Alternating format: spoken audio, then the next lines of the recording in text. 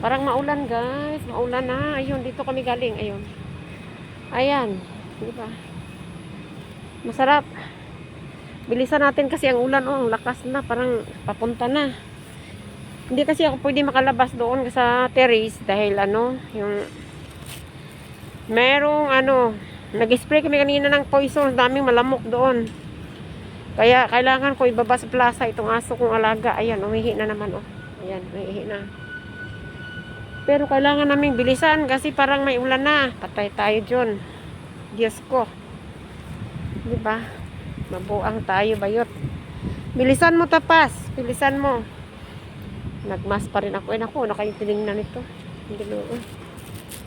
Parang may na. Yan. Yung building, guys, oh.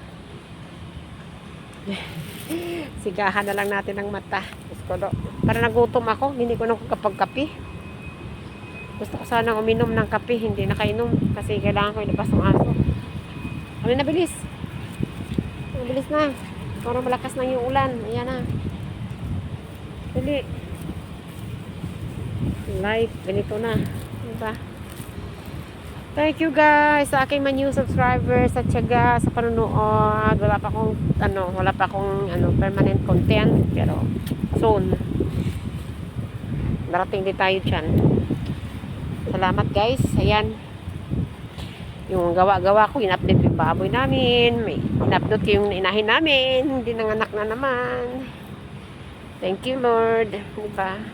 Habang nandito tayo gawa-gawa kahit paano, meron tayong project na pakunti-kunti, diba? Hirap ng buhay. Uwi tayo sa Pilipinas kung hindi tayo ready.